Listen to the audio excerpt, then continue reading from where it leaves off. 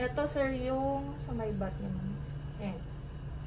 Normal yan ha, na may parang pasa-pasa. Huwag niyo pong i-massage yung bat ni ma'am. Sakit ate. Ma'am, sorry ha. Kailangan ko ilabas. Kasi masasakit yung tiyan mo pag di natin nalabas. Buka ka muna. Hindi sorry. Hindi tapat ko muna dito. So yo, what's up mga kamaster? This time mga par, nandito pa rin nga pala kami sa ospital at day 2 namin ngayon ni Antoinette dito sa ospital. At syempre, kasama ko dito si Tetey. Ayan siya, nag-aasikaso din siya ng mga gamit dito. Then papakita ko naman sa inyo si Antoinette. Ayan, actually dito ako nahiga. Yan, sa baba. At yung room namin hindi naman ganun kalaki. Ito. Pero ito na daw yung pinakamalaki dito. Medyo magulo lang. Ayan. So, ito si Antoinette. Nagpapahinga siya ngayon. Ayan. Actually, si Antoinette wala siyang ano ngayon.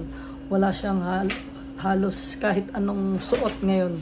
So, naka-ano lang siya ng ano, ng kumot.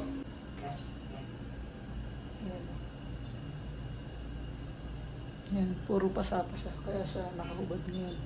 So, ayun. Basta pagka umiihi siya, hindi nagiging okay, nababasa yung kama niya at laging palit ng lampin. So, ang gagawin namin sa kanya, bumili kami ng diaper. Nandiyan na ba yung diaper? Ito. Bumili kami ng ano, ng diaper. Inutusan ko si Tetey bumili ng diaper ng adult para pag iihi si Antoinette, ilalagay na lang namin sa kung saan siya iihi. Kung saan, isa ano niya, sa ari niya. So, doon namin siya ilalagay para kahit umihi siya, hindi siya mababasa. Kasi ilang beses siya umihi na nabasa siya kasi yung kama. Ilang beses na napapalitan. So, ayun. Guys, antayin na lang natin yung doktor. Mamaya papakita ko sa inyo. So, abang-abang lang tayo. Baka ma-infect ka.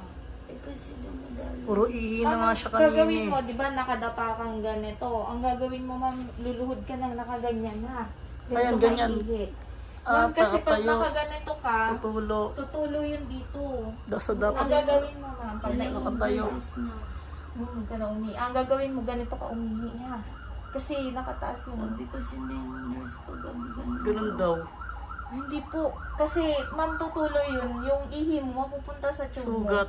Ay, kaya panay, ano kami, punas kami ng punas. Pinapunasan namin. Sige po. Papalitan kita, ma'am, kukuha lang ako ng set. Pati yung gown mo. Lahat yan papalitan. Okay po. Ha? Wait lang. Ayan guys. Gising na si Antoinette. At ako medyo umiglip. Sa pakiramdam mo. Wala naman maghayang ka. No. Mahal ko ni mo to. Basta yung pakiramdam mo. Sakit kagi ka. Okay. May pasa. Ano nga sabi ko, parang nag-exercise ako tapos ang sakit ng katawan ko ganun. Nararamdaman mo ngayon. Tapos, mamaya tatayo ka, di ba? Lalagyan ako ng dugo. O nga pala. Kulang Dadagdagan pala siya ng dugo kasi kulang siya sa dugo. Mababa yung dugo niya. Kaya siya nahihilo dahil mababa yung dugo niya. Hindi naman ako nahihilo. Hindi ka naman nahihilo? Yan. Saka dito na rin pala yung sa nurse ni Antoinette sa Icon Clinic. At lahat daw yan, papalitan ka ulit. Ate, paano pag napupupo ako? Kanina gusto niya, ayun yung tanong niya, pag nagpupo. Kasi kanina, medyo, nung kumain siya, gusto niya magpupo. Kaya lang guys, hindi siya makapagpupo kasi hindi niya alam kung papaano. Nalobat ka sir kagabi nanonood ako ng live. Nalobot ako eh. Ano, bali itong pating kama, papalitan na po to. Papalitan natin yun sir. Okay. Palitan mo na. So, ayan, tinanggal na yung ano. Yun yung itsura niya.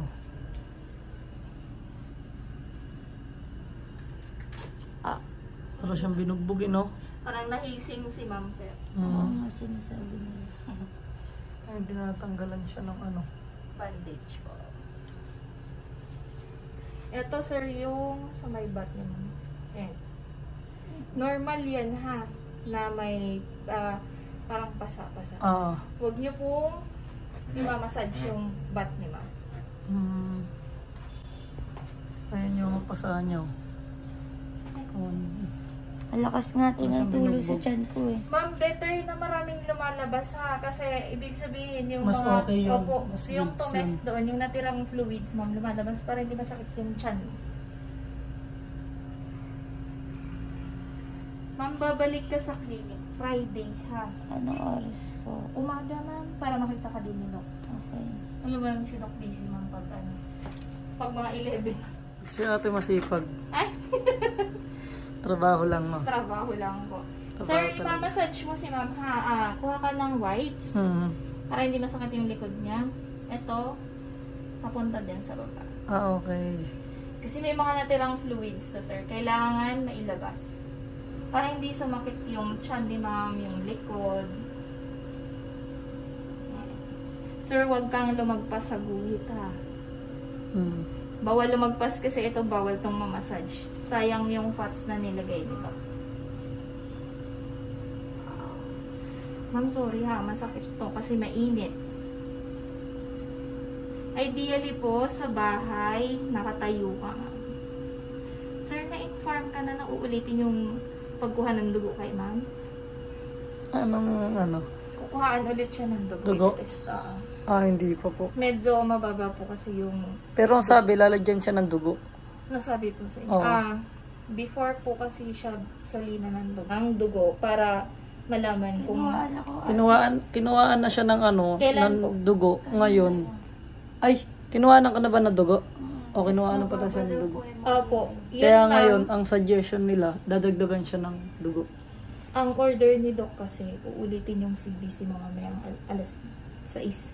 Ma'am, So, kukuha na ka ulit. dito na siya kukuhanin. Kukuhaan ulit siya ng dugo nung taga rito, ng mga taga-ACE. Tapos, pag okay yun, after 2 hours po ang result nun, pag okay yun, hindi po siya sasalinan. Pero kung Okay. bumaba po yung dugo niya, Doon siya sasalinan. Apo. So, uulitin lang yun mamayang hapon. Opo. Okay. Mayang hapon alas 6 po. So, ayun. So, ayun pala. At least narinig nyo. Ang mangyayari ngayon is,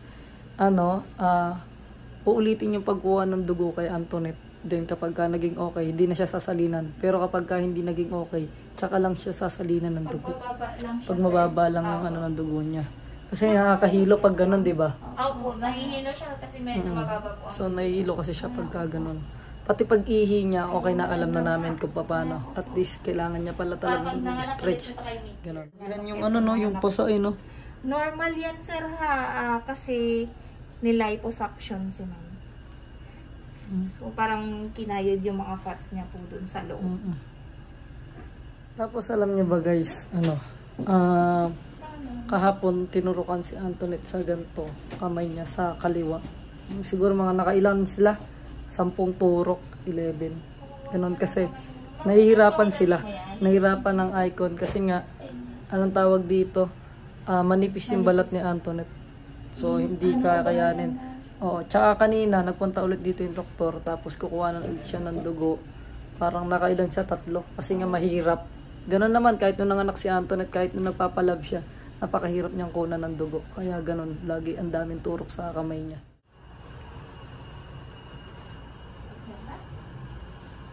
Ma'am, ang luhod mo, bawal ka yung igaganto mo yung dito mo, ha. Kasi, sayang yung fats mo dito, ma'am. Flat yan. Kailangan pag tumayo ka, ganito mo yung tuhod. Ay, yung siko mo yan. Sangat mo yung tuhod mo. Mami, nagpalit na ng pad mo? Meron.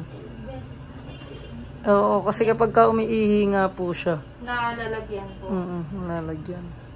Meron yan dito si ma'am. Siya yung higaan ng patient na. Ma'am, angat mo to dito. Sige. Okay. Yan. Ito ma'am. Yan. Trust mo to dito. Para hindi ka mahirapan. Okay. Ma'am, akbay ka sa akin. Okay. Hindi ko mawakan yung braso mo, ma'am. Masakit yan. Ha? Okay? Ang sakit ate. Ma'am, sorry ha. Kailangan ko ilabas ito. Kasi masasakit yung tiyan mo pag di natin nailabas. Gusto mo ng kabila, may akbayan ka, ma'am? Hindi. Nahihilo ka? Hindi. Sabihan mo naman hapon parang nabibingin ka. Ayun siya. Ayun lang, sir. So, ayan pala yung nagpapalawlaw sa kanya. Yes. At saka ito yung masakit sa tiyan, sir, ha? Kasi mainit po ito. Kaya pala parang... Ang bigat ng tiyan mo, ma'am. Ito yun. Ayan, sir, ang dami. Ah, Para siyang tubig. Parang gripo. Sorry, ma'am. hindi pala siya dugo. Hindi po dugo. Kasi ang dugo, sir, hindi siya dadaloy ng ganito kabilis. Tignan mo, ma'am. Lumiliit na yung tiyan mo.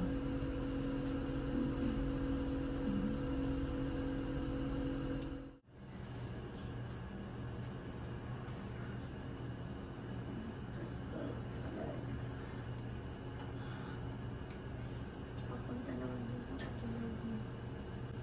Dun sa kabila. Kailangan daw ba ito? Pagdada, sakit lang. Huwag mo kukurutin yung sakit. Dun sa may, ano kasi ko. Dun tayo mo.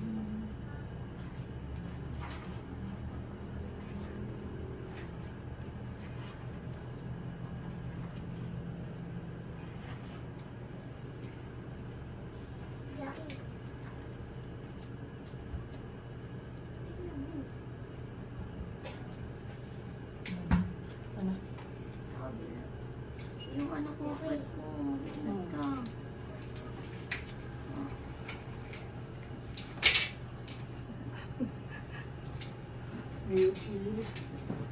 Hindi pa ano.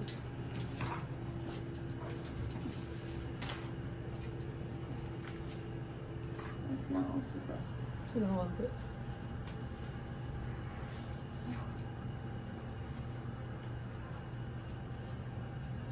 Ah.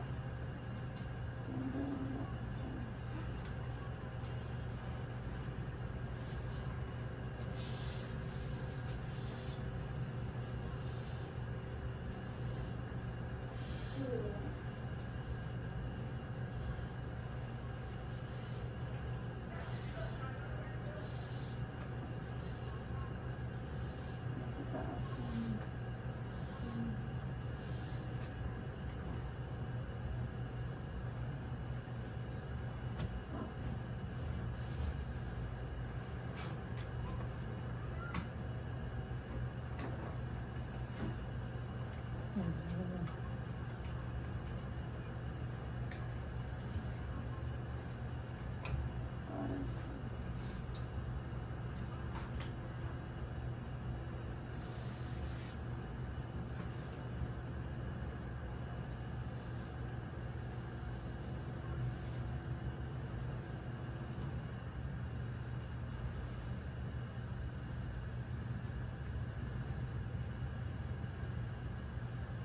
Sige. Ang konti.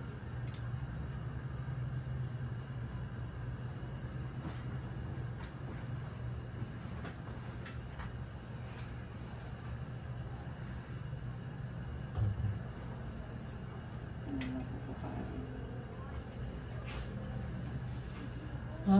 Pukari? Asan yung pukari na?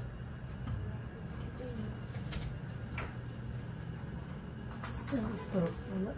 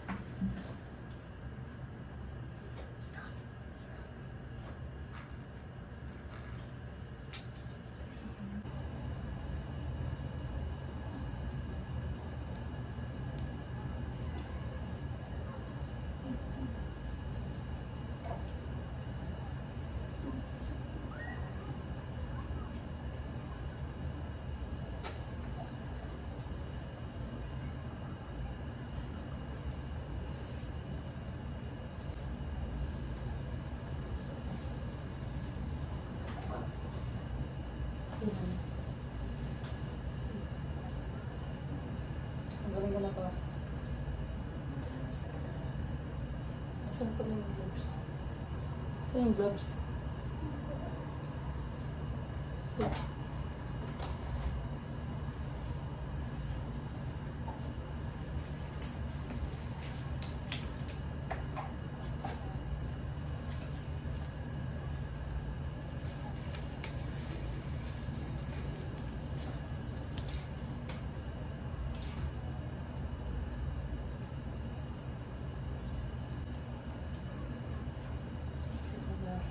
Buka ka muna.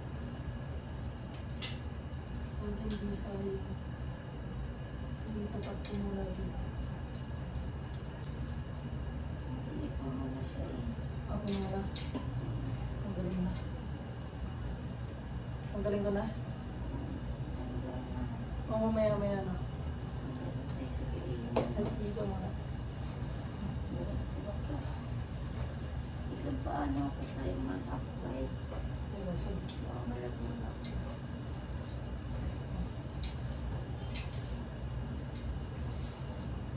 Yan. Ayan.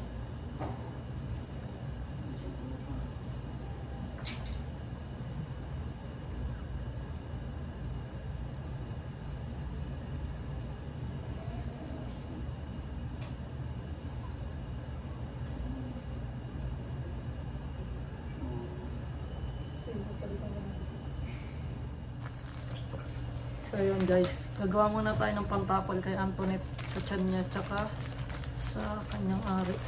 So kailangan pa letter T.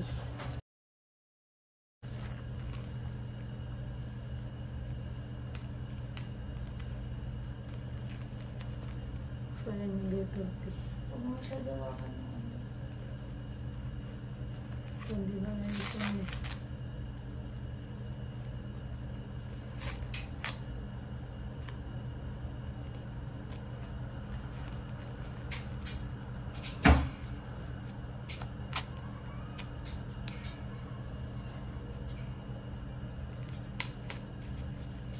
So tara na, lagay na natin. Alis yung mga gusto. Ay, ito muna.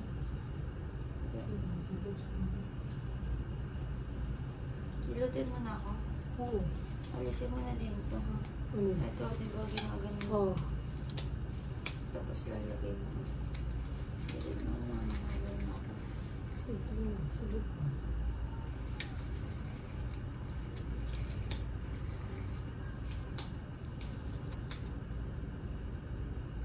Sige, dahan-dahan lang, dahan-dahan lang. Dahan-dahan lang.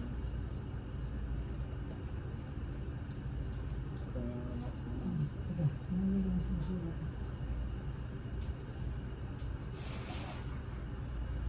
Itong ihi ko.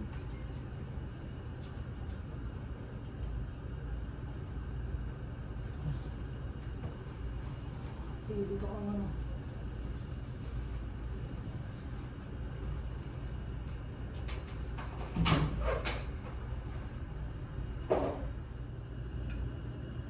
Kapag ganun ako, ang sakit ng liig ko.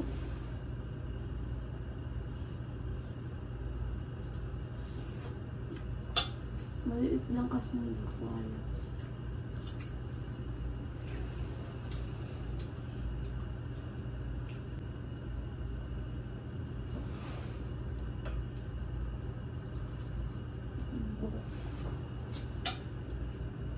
Ang langgo mo. Kakain ko.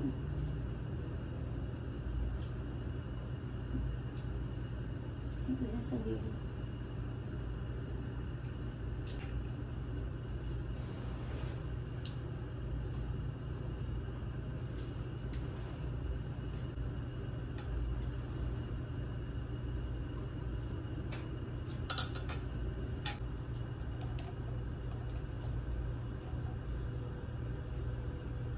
Kasi mo ba sa bibig ko?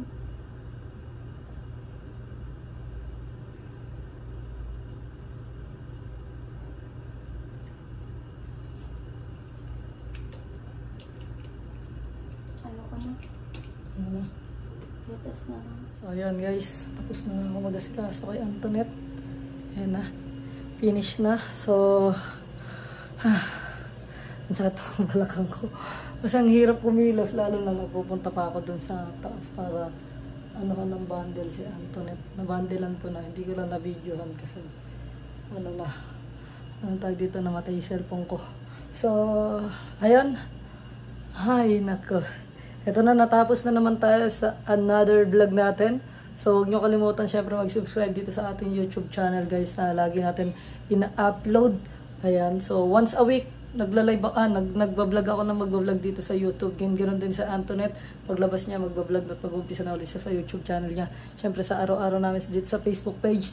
And syempre, ayun, sa lahat ng gustong magpa-retoke ng muka, tsaka retoke ng ilong, tsaka ng muka, tapos magpa-BBL, magpa-lipo at kung ano-ano pa. Doon na kayo kay Doc Yapi sa Icon Clinic. So search nyo lang yan sa Facebook page. Makikita nyo doon. So yun lang, maraming salamat. Nakita nyo naman kung ano yung naging sitwasyon ni Antoinette ngayon. So yun lang, maraming salamat. Peace out.